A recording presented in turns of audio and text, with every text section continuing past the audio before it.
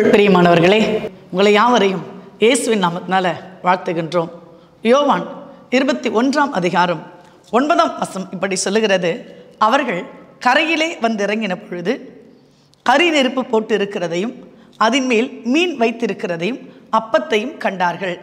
வாருங்கள், கலிலேய கரையோரமாய் செல்லுவோம்.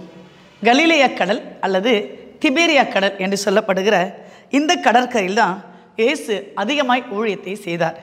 இந்த கடற்கரை அருகில்தான் அவர் மலை பிரசங்களை செய்தார். இந்த கடற்கரை ஒட்டிய பகுதிகளில் தான் 5 அப்பத்தையும் 2 மீனையும் 5000 பேருக்கு மேலானோருக்கு போஷிக்க கொடுத்தார்.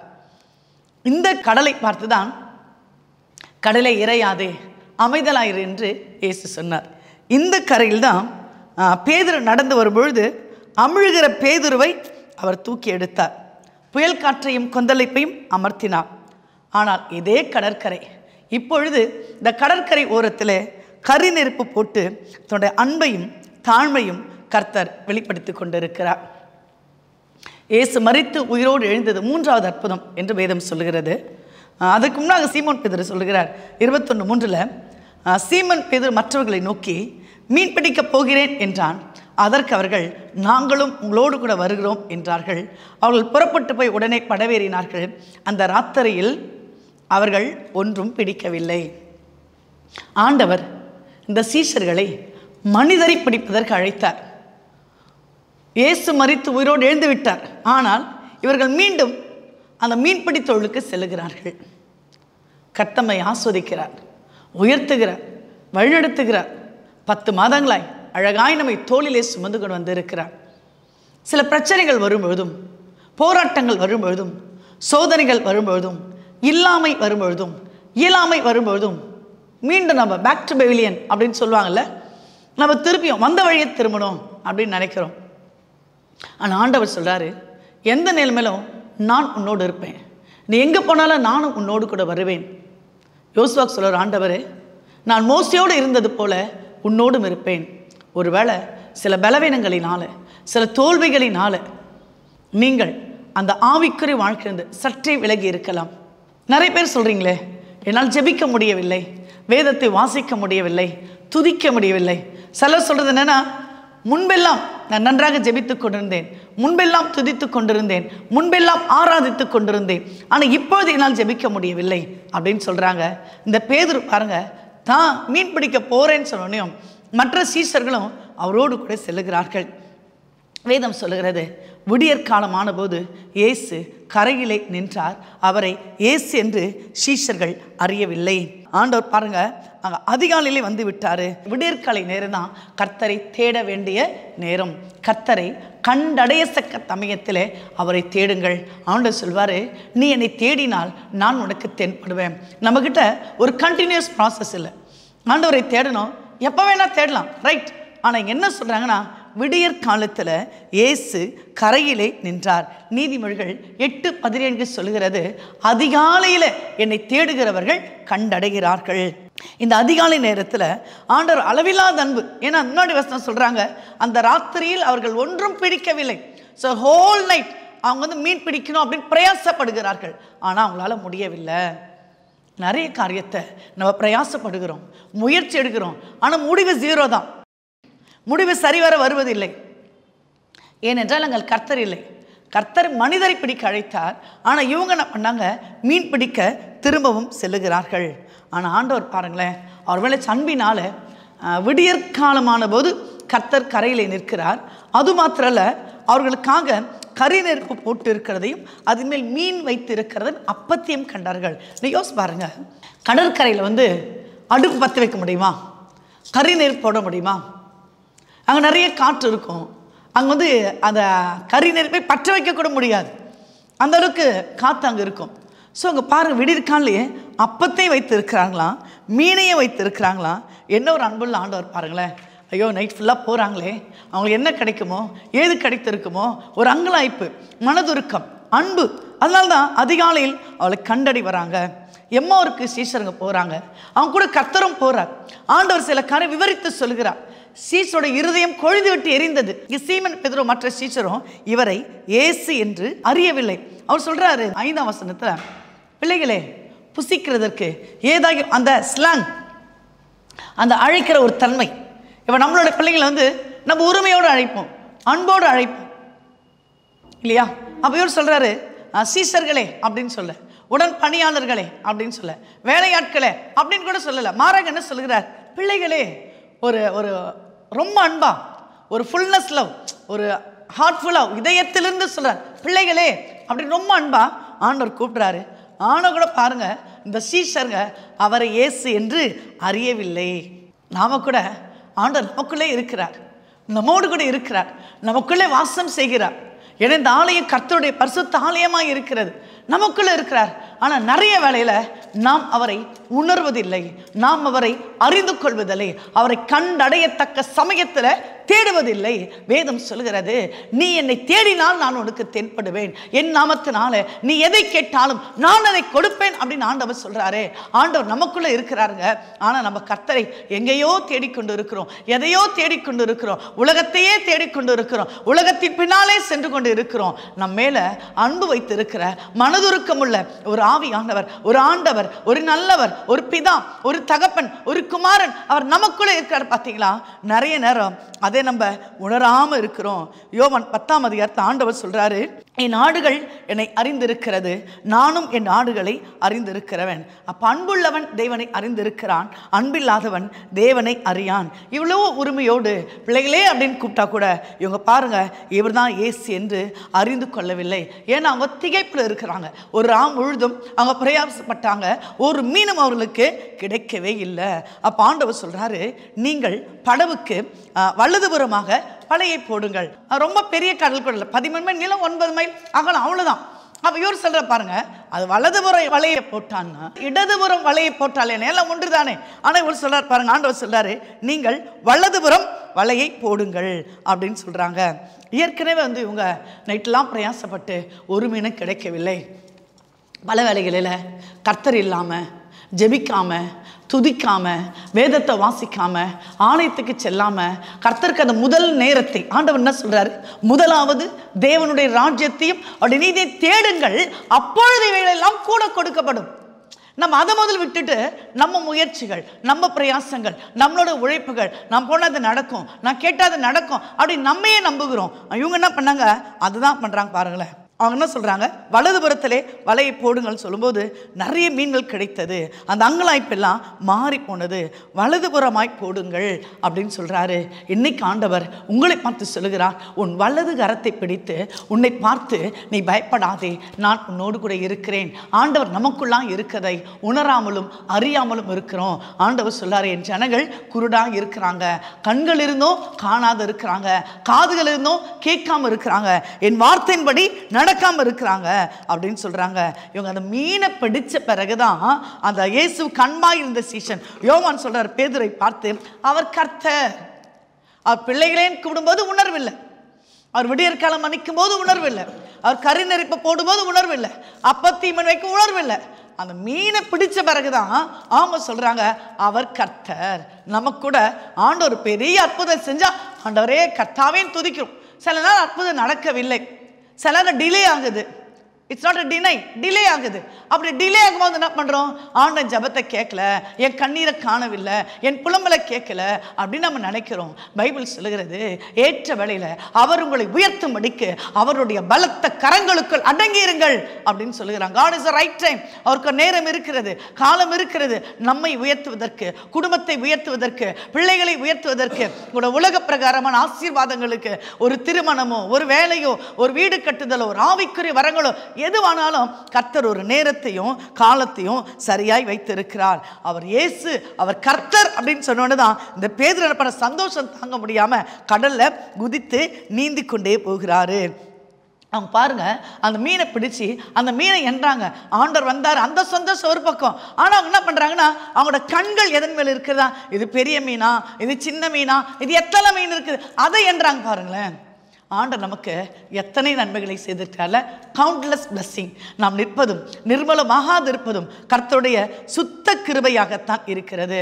ஒருவேளை கெட்டகுமாரன் கூட திரும்பி வந்தார், அவங்க அப்பா போயிட்டு அன்போடு ஏற்றுக்கொள்கிறான். அவன் எல்லா ஆஸ்தி சொத்துக்கள் விற்று போட்டு தான் வராரு, ஆனால் ஆண்டவர் பாருங்க அன்போடு ஏற்றுக்கொள்கிறார். இந்த சீஷருங்க மீண்டுமாய் மீன் பிடிக்க செல்றாங்க, ஆனால் கூட ஆண்டவர் அவளை சந்தித்து கருநெருப்பை போட்டு அவளுக்கு மீன்களையும் அப்பத்தையும் கொடுக்க வல்லமையுள்ள தேவனாய் இருந்தார். இன்றைக்கு நீங்க உங்களுடைய கண்களை அந்த கரி நெருப்புக்கு நேராக திருப்புங்களேன். அந்த கரி நெருப்பு எதை குறிக்கிறதுனா அது தேவனுடைய அக்கினியை குறிக்கிறது. வேதம் சொல்கிறது, பூமியின் மேலே அக்கினியை போட வந்தேன், அது இப்பொழுதே பற்றி எரிய வேண்டும் என்று விரும்புகிறேன். நான் வாழ்ந்து கொண்டு இருக்கிற இந்த நாட்கள் கடைசி நாட்கள். வேதம் சொல்லுது, கடைசி நாட்களிலே மாம்சமான யாவர் மேலுமே நாவியை ஊற்றுவேன், உங்கள் குமாரரும் உங்கள் குமாரத்திகளும் தீர்க்க தரிசனம் சொல்லுவார்கள். சீஷர்களை அவரை குறித்து அறிவிக்க தான் கர்த்தர் தெரிந்து கொண்டார். ஆனா அவங்க என்ன பண்ணாங்க, மீண்டும் மீன் பிடிக்க போகிறாங்க. அழைத்த அவர் உண்மையுள்ளவருங்க, அவர் உயர்த்த வல்லமையுள்ளவருங்க, தேவனாலே கூடாத காரியம் ஒன்றுமில்லை என்று வேதம் சொல்லுகிறது. சற்றே சிந்தித்து பாருங்கள். இந்த நிமிடம் வரை, இந்த நாள் வரை நம்முடைய கர்த்தர் நம்முடைய வாழ்க்கையில எத்தனை நன்மைகளை செய்திருப்பார், எத்தனை கிருபைகளை செய்திருப்பார், எத்தனை ஆசீர்வாதத்தை தந்திருப்பார், எத்தனையோ முறை நம்மை தப்புவித்திருப்பார், பாதுகாத்திருப்பார், வழிநடத்தியிருப்பார். ஏன்னா அவர் சொல்றாரே, நானே வழியும் சத்தியமும் ஜீவனுமாய் இருக்கிறேன். அந்த கர்த்தர் இந்த வேளையில ஒருவேளை மனம் உடைந்திருக்கலாம், மன சோர்வாக இருக்கலாம், ஐயோ நான் இவ்வளோ ஜெபித்தோம் ஒரு பிரோஜனம் இல்லையே அப்படின்னு ஒரு ஏக்க பெருமுச்சுகளோடு இருக்கலாம். கரிநெருப்பை போட்டு உங்களுக்காக ஆயத்தமிடுகிற கர்த்தர் உங்கள் அருகிலே இருக்கிறார். அவங்க இரவு முழுதும் போராடுறாங்க, ஒரு மீனும் கிடைக்கவில்லை. ஆனால் விடியற் காலமான போது இயேசு கரையிலே நின்றார். கரையிலே நின்றதோடு மாத்திரமில்லாமல் அவர்களுக்காக அப்பத்தையும் மீனையும் ஆயத்தப்படுத்தி வைத்திருந்தார். ஒருவேளை கடன் பார கட்டுகளினால நீங்க சோர்வுற்று இருக்கலாம், எதையோ ஒரு பணம் வரணும்னு எதிர்பார்த்து அந்த பணங்கள் வராததுனால உங்கள் உள்ளத்துல சோர்வுகள் இருக்கலாம், பயங்கள் இருக்கலாம், இல்ல பணங்களை குறித்து ஏமாந்து இருக்கலாம், அது திரும்பி வராது இருக்கலாம், கடன் கொடுத்து நீங்க வாங்காம இருக்கலாம். எதுவா கூட இருக்கட்டுங்க, உங்களுக்காக ஆயத்தம் பண்ண கரி நெருப்புகளும் அப்பமும் மீனும் கர்த்தர் வைத்திருக்கிறாருங்க. நம்ம உலகத்தை நோக்கி பார்க்கல, நம்ம கேட்கிற ஆசீர்வாதம் மிக மிக மிக சிறியதுங்க. ஏன்னா அவர் அந்த சராசரங்களை உண்டாக்கி உருவாக்கினவர். எப்படி உருவாக்குறாரு? வானம் உண்டாக கடவுது, பூமி உண்டாக கடவுது, காற்று உண்டாக கடவுள், ஈச் அண்ட் எவ்ரிதிங் ஒரே ஒரு ஃபிராக்ஷன், ஒரு சிங்கிள் வேர்ட்லயே எல்லாவற்றையும் உருவாக்கினாரே. அப்படியானால் உங்களுக்கு என்று ஒரு ஆசீர்வாதத்தை உருவாக்க கர்த்தரால் கூடுமே? அவரால் கூடாத காரியம் ஒன்றுமே இல்லையே. அவர் ஒரு வார்த்தை சொன்னா நம்ம வேண்டுவதற்கும் நம்ம நினைப்பதற்கும் அதிகமான அற்புதங்கள் நடக்குங்க. சீஷர்கள் பாங்க தன்னோட அழைப்பை மறந்து அவங்க என்ன பண்றாங்க, அதை மீன் பிடிக்க போறாங்க. இந்த கரி நெருப்பு அக்கினிக்கு அடையாளமாக இருக்கிறது. கர்த்தர் இந்த நாளில இந்த மாதத்துல உங்களுக்கு ஒரு அக்கினி அபிஷேகத்தை கொடுக்க விரும்புகிறார். நீங்க ரொம்ப ஃபயரா இருக்கணும் அப்படின்னு சொல்றாங்க. பரிசுத்த ஆவியினாலும் அக்கினினாலும் கர்த்தர் உங்களுக்கு ஞானஸ்தானம் கொடுக்கிற மத்தேயு 3:11 இப்படி சொல்லுகிறது. இன்றைக்கு கூட பார்த்தீங்கன்னா நீங்க சிந்தித்து பாருங்க, இயேசு மரிக்க சில நாட்களுக்கு முன்பாக தான் அந்த எல்லாரும் குளிர் காய்ந்து கொண்டிருந்தாங்க. பேதுரு அங்க போய் அமர்ந்து கொள்ளுகிறாரு. அவங்க சொல்றாங்க, நீங்க அந்த சீஷர்கள் ஒருவரா இயேசுவோட குருதை? ஐயோ எனக்கு தெரியாதே, இயேசுவா நான் கேள்விப்பட்டதே இல்லையே. 3 முறை மறுதலிக்கிறார்.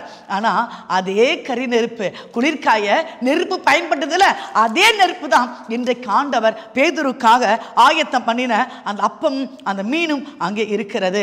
சோ இன்றைக்கு கர்த்தர் உங்களுக்கு ஒரு அக்கினி அபிஷேகத்தை கொடுக்க விரும்புகிறார். அப்பங்கள் இதை குறிக்கிறது. Word of God. யோவான் சொல்லுகிறார்ல, ஆதியிலே வார்த்தை இருந்தது, அந்த வார்த்தை தேவனிடத்தில் இருந்தது, அந்த வார்த்தையே தேவனாய் இருந்தது. ஒருவேளை கர்த்தரோட வார்த்தை இருக்குது பாத்தீங்களா, அதுதான் உயிர்ப்பிக்கிற வார்த்தை, உருமாற்றுகிற வார்த்தை, ஒரு டிரான்ஸ்ஃபர்மேஷனை நம்மளோட வாழ்க்கையை கொண்டு வருகிறது கர்த்தரோட வார்த்தை. சில வேளையில நம்ம துக்கமா இருக்கிறோம், சில வேளையில சில பிரச்சனைக்கு முடிவெடுக்க முடியாது, சில பிரச்சனைக்கு தீர்வு தெரியாது, சில காரியங்களை தைரியமாய் செய்ய முடியாது. யாராவது ஒருவர் நமக்கு பிரியமான ஒருத்தர், நம்ம நேசிக்கிற யாராவது ஒருவர் இந்த பிரச்சனைக்கு இப்படி பண்ணலாமே, இதை இப்படி பண்ணலாமே, இதுக்கு சால்வ் பண்ணலாமே, நான் ஹெல்ப் பண்றேன் அப்படின்னு சொன்னா பாருங்களேன், நம்ம எவ்வளவு சந்தோஷமா இருக்கும்ல. எவ்வளோ சந்தோஷமா இருக்கும். அப்ப ஒரு மனுஷங்க வந்து இப்படி சொன்னாலே நம்மளுக்கு அவ்வளோ சந்தோஷமா இருக்கிறது. ஆண்டவருடைய வாயிலிருந்து புறப்படுகிற ஒவ்வொரு வார்த்தையும் ஆம் என்றும் ஆமேன் என்றும் இருக்கிறதா. ஒரு அல்லையிலே சொல்லுங்க பார்க்கலாம். ஒரு அல்லையிலே சொல்லுங்களேன். ஆமோட வார்த்தையெல்லாம் ஆம் சொல்றாங்களா, ஆமேன் சொல்றாங்களா? பூலகத்தம் பேசுறலையா முழு பரலோகம் என்ன சொல்லுமா? அல்லேலூயா ஆமேன். தேவதன் சொல்வாங்களா? ஆமேன் அல்லேலூயா ஆமேன் அல்லேலூயா என்று. எந்த காரியமா இருக்கட்டங்க, எந்த பலவீனமா இருக்கட்டங்க, எந்த நோய்களா இருக்கட்டங்க, எந்த நெருக்குதலா இருக்கட்டங்க, எந்த பாடுகளா இருக்கட்டங்க, அவர் தமது வார்த்தைகளை அனுப்பி குணமாக்குகிறார். அவர் தமது வார்த்தைகளை அனுப்பி விடுதலை ஆக்குகிறார். எந்த ஒரு காரியத்தில் உங்களுக்கும் உங்கள் குடும்பத்துக்கும் விடுதலை வேண்டுமோ, எந்த ஒரு காரியத்தில் குணமாக்கும் வல்லமை வேண்டுமோ, ஒருவேளை இந்த யூடியூப் சேனலை நீங்க பார்க்கும்போது வியாதியோடு கூட பார்க்கலாம். ஆண்டவர் சொல்கிறார், வியாதியை உன்னிலிருந்து விலக்குவேன், நானே உன் பரிகாரியாகிய கர்த்தர். எகிப்தின் வியாதிகளினால நான் உன்னை வாதிக்கவே மாட்டேன். உங்களுக்கு வியாதியை கொண்டு வந்திருக்கிற பிசாசின் தடைகளை, பிசாசின் கட்டுகளை கர்த்தர் உடைக்க வல்லமையுள்ள தேவனாக இருக்கிறார். வேதம் சொல்கிறதே, வெண்கல கதவுகளை உடைத்து இருப்பு தாழ்பாளையில் முறித்து அந்தகார புதையல்களை ஒளிவிட பொக்கிஷங்களை நான் உனக்கு தருவேன். அந்த வைராக்கிய ஆவி ஆண்டவர் உங்கள் அருகிலே இருக்கிறார். ஒரே ஒரு வார்த்தைங்க, ஒரே ஒரு வார்த்தைங்க. அது நூற்றுக்கு அதிபதி சொல்லுவாரு, ஏசப்பா நீங்க எங்க வீட்டுக்கு வராதீங்க, நான் தகுதி இல்லை, எனக்கு பாத்திரம் இல்லை. ஒரு வார்த்தை மாத்திரம் சொல்லும், ஒரு வார்த்தை மாத்திரம் சொல்லும், அப்போது என் வேலைக்காரன் பிழைப்பான். அது நூற்றுக்கு அது விசுவாசத்தை பார்த்தீங்களா? அவருக்கு நம்பிக்கையை பார்த்தீங்களா? ஏங்க நம்பிக்கையற்று இருக்கிறீங்க? பைபிள் சொல்லுகிறது, நம்பிக்கையுடைய சிறைகளே அரணுக்கு திரும்புங்கள், இரட்டிப்பான நன்மையை தருவேன், இன்றே தருவேன். இன்றே அம்மா நீங்க விசுவாசிக்கிறீங்களா? ஐயா நீங்க விசுவாசிக்கலாம். இப்ப இந்த fraction of second கர்த்தர்கள் வாழ்க்கையில ஒரு பெரிய அற்புதத்தை செய்ய முடியும்.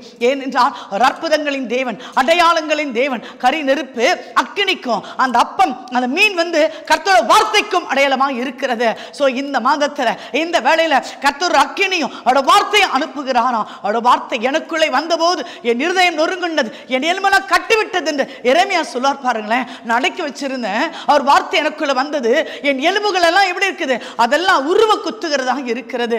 தாவீது சொல்வாரு, நான் அவரை தியானிக்கல, என் இருதயம் எனக்குள்ளே அனல் கொண்டது. அந்த ஃபயர், அந்த ஃபயர், அந்த வல்லமை, அந்த கிருபை, அந்த அக்கினி இந்த வேளையில உங்களையும் உங்கள் கூடாரத்தை மூடிக்கொள்ள போகிறது. நீங்க செய்வது ஒண்ணுதாங்க. You just faith, you put your faith on God. Just believe, believe the word of God. ஆண்டவரே உம்முடைய வார்த்தையை நம்புற ஆண்டவரே, உங்களை நம்புற ஆண்டவரே, யாருமற்ற சூழ்நிலை ஆண்டவரே, என்கிட்ட ஒண்ணுமே இல்லை ஆண்டவரே, நான் நிராதரவா இருக்கிற ஆண்டவரே, எனக்கு உதவி செய்ய யாருமே இல்லை ஆண்டவரே, நான் நம்பினவங்க வெறுத்து போயிட்டாங்க ஆண்டவரே, நான் நம்பினவங்க விட்டு போயிட்டாங்க ஆண்டவரே, எனக்கு உதவி செய்ய யாருமே இல்லை ஆண்டவரே அப்படின்ற தனிமையில நீங்கள் புலம்பிக் கொண்டுதான் ஆண்டவர் சொல்லாரு, நீ பயப்படாதே, நீ பயப்படாதே, fear not, fear not, I will be with you. நான் கூட இருக்கிறேன்.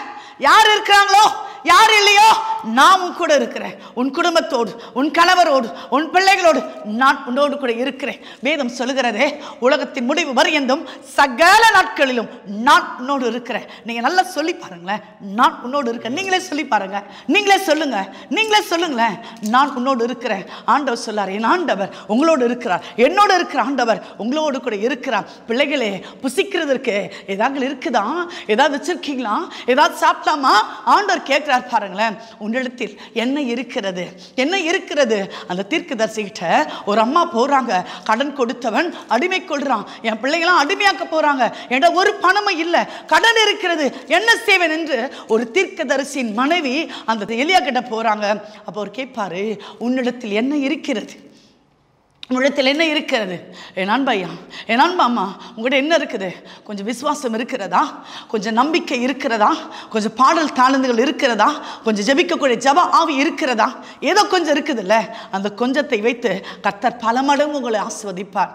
அந்த தீர்க்கதரிசி போகிறாங்க, சாரிபாத்தில் அந்த அம்மா போகிறாங்க, நானும் என் பிள்ளையும் இந்த கொஞ்சமாகவும் கொஞ்சம் என்ன இருக்குது, நாங்கள் கொஞ்சம் அடை செஞ்சு சாப்பிட்டு செத்து போக போகிறோம், செத்து போக போகிறோம். அவங்க சொல்கிறாங்க, கொஞ்சம் அடை தான் இருக்குது, கொஞ்சம் அடை தான் இருக்குது, இதை சாப்பிட்டா நாங்கள் செத்து போயிடுவோம். அவர் சொல்ல, இல்லை இல்லை, எனக்கு ஒரு சிறிய அடை கொண்டு வா. அம்மா உங்ககிட்ட என்ன இருக்குது? What you have? உங்கள்கிட்ட என்ன தான் இருக்குது? சம்திங் ஹாவ்ல. ஆண்டவர் ஏதோ கொடுத்துருப்பார். ஆண்டவர் கொடுக்காமலாம் இருக்க மாட்டார். நம்ம மற்றோட கம்பேர் பண்ணி நிறைய இல்லை அப்படின்னு யோசிப்போம். ஆண்டவர் கொடுக்குறவருங்க, கேளுங்கள் தரப்படும் அப்படின்னு சொல்கிறாரு. உங்ககிட்ட எது இருக்குதோ அதை வைத்து ஆஸ்வதிக்க போகிறார். அந்த கடற்கரையில் என்ன கிடைக்கும்? ஒரு ஷாப்பிங் மால் இருந்திருக்குமா? நிறைய கடைகள் இருந்திருக்குமா? கடைகள் என்ன இருக்கும்? கடற்கரை தான் இருக்கும், மீன் தான் இருக்கும். பாருங்க ஆண்டவர் என்ன ஒரு அழகா அந்த கரிநெருப்பை, அந்த கடற்கரை அருகிலே கரிநெருப்பை போட்டு அப்பத்தையும் மீனையும் பொரித்த துண்டங்களையும், நீ பாருங்க எவ்வளோ காத்தடிச்சிருக்கோம், மழை அடிச்சிருக்கோம். ஒருவேளை என்னைக்கு எங்கே போயிருப்பாரு, அப்பா வாங்க எங்கே போயிருப்பார்? விடியற்காலமான போது. அப்போ நைட்டே ஒரு அப்பா வாங்கி வச்சுட்டாரா? அவர் எங்கே போய் மீன் பிடிச்சிருப்பார்? அவர் எங்கே அதை க்ளீன் பண்ணியிருப்பார்? எங்கே அதை ஃப்ரை பண்ணியிருப்பார்? ஒரு ப்ராக்டிக்கலாக யோசிச்சு பாருங்களேன். இத்தனை ப்ராசஸ் அதில் இருக்குதுல்ல. அவங்க என்ன பண்ண, சீசர் என்பது பொரித்த துண்டங்களை கொடுத்தார். நீங்கள் மீன் பிடிக்க வேணாம், நீங்கள் அதை கழுவ வேணாம், அதை க்ளீன் பண்ண வேணாம், நீங்கள் நேரம் வந்து என்ன பண்ணலாம், சாப்பிடலாம். ஆண்டவர் சொல்லாரு, இதோ வாசற்படையில் நின்று கதவை தட்டுகிறேன். ஒருவன் என் சத்தத்தை கேட்டு கதவை திறந்தான், நான் உள்ளே பிரவேசித்து அவனோடு போஜனம் பண்ணுவேன். இன்றைக்கு உங்கள் இல்லத்தில், உங்கள் உள்ளத்தில் உங்களோடு கூட கர்த்தர் விரும்புகிறார். அவர் என்ன பண்ண, கதவை தட்டாராம். நான் உள்ளே வெட்டும், மே கமின், மே கமின். ஆண்டவர் கேட்க, மே கமின், நான் உள்ளே வரலாமா? அப்படி yes Lord, you come in, you come in. ஆண்டவரே நீங்கள் வாங்க ஆண்டவரே, என்னோடு கூட வாங்க ஆண்டவரே, அப்போ என் கூடாரத்தில் வாங்க ஆண்டவரே, எனக்காக அக்கினியை தாங்க ஆண்டவரே, எனக்காக வல்லமையை தாங்க ஆண்டவரே. அப்பா அப்பா உங்கள் வார்த்தையை தாங்களே, உங்கள் வார்த்தையை தாங்களே. அப்பா ஒரு வார்த்தையில் இவ்வளோ பெரிய உலகத்தை படைச்சிங்களே, ஒரு வார்த்தையில் எல்லாத்தையும் உண்டாக்கினீங்களே, ஒரு வார்த்தையில் வானம் பூமி காற்று எல்லாத்தையும் அழகாக நீங்கள் சிருஷ்டித்தீங்களே. You created each and everything Lord. அப்படின்னா என் வாழ்க்கையில் எனக்கு இதுதான் தேவை ஆண்டவரே. உங்கள் தேவை உங்களுக்கு தெரியும்ல, எது தேவைன்னு உங்களுக்கு தெரியும்ல.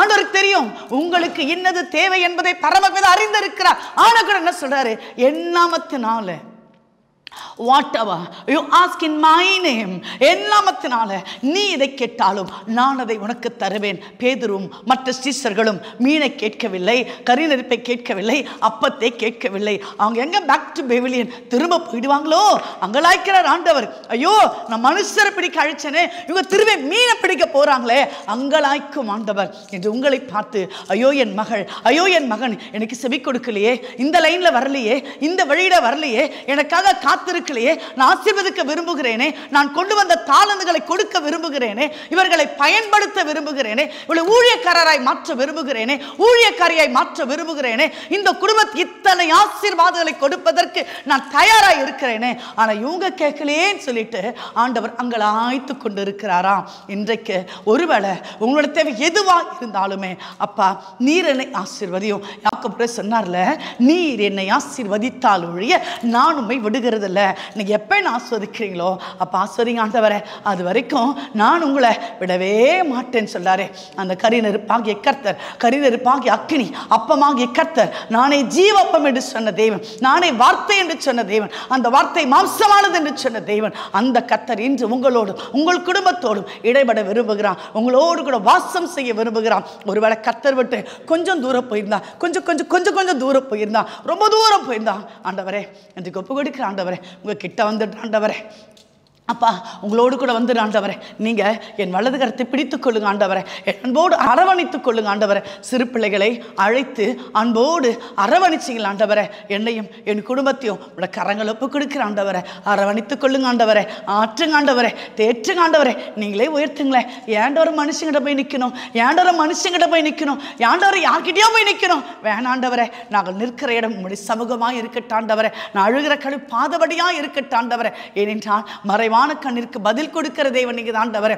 சீசரங்க டயர்டா இருப்பாங்க, அவங்களுக்கு அப்பமும் மீனும் கொடுத்தீங்க ஆண்டவரே. அப்படி என் வாழ்வை ஆண்டவரே, என் குழந்தை வாழ்வு ஆண்டவரே, என் கணவர் வாழ்வை, என் மனைவி வாழ்வை, என் திருச்சபை வாழ்வை, நான் வேலை செய்கிற இடங்களில், என் தொழில் ஸ்தாபனங்களில், என்னுடைய வியாபாரங்களில் இயேசுவே நீர் இறங்கும் ஆண்டவரே. முதலாவதாக உம்மை தேடுறாங்க, உங்களை ஃபர்ஸ்டா வைக்கிறாண்டவரே. தாவீது சொல்வாரே, கர்த்தரை எக்காலத்திலும் சோத்தரிப்பேன், அவர் துதி எப்பொழுதும் என் வாயில் இருக்கும். இந்த தாரக மந்திரம் இதை நீங்க சொல்லுங்களேன். எப்பவுமே praise and worship துதித்துக் கொண்டே இருங்க. கர்த்தர் இயற்கைக்கு மேல் அசைவாடி உங்கள் பிரச்சனைகளை மாற்றி, போராட்டங்களை மாற்றி, அவன் பைபிள் சொல்லுகிறது, உலகம் தரக்கூடாது எனது சமாதானத்தை, உலகம் தரக்கூடாது எனது சந்தோஷத்தை நான் உனக்கு தருகிறேன். அல்லேலூயா. கர்த்தர் உங்களை ஆசீர்வதிப்பாராக.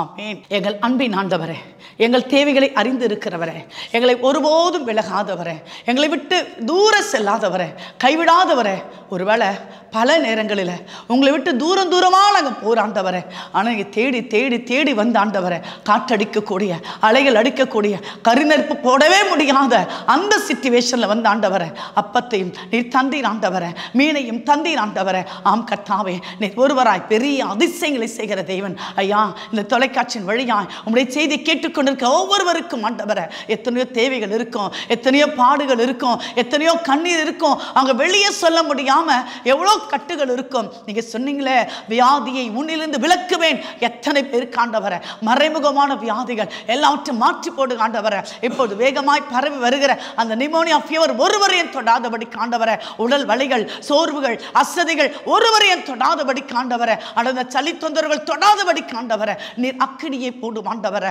அக்கினியை போடும் ஆண்டவரே. உம்முடைய அக்கினி எங்களுக்குள்ளாய் இறங்கட்டும், உம்முடைய அபிஷேக தைலம் எங்களுக்குள்ளாய் இறங்கட்டும், உம்முடைய வல்லமை எங்களுக்குள்ளாய் இருக்கட்டும்.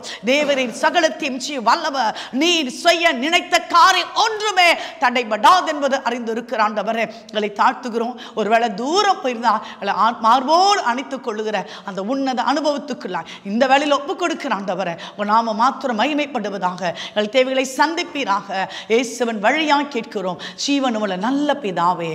ஆமேன், ஆமேன், ஆமேன்.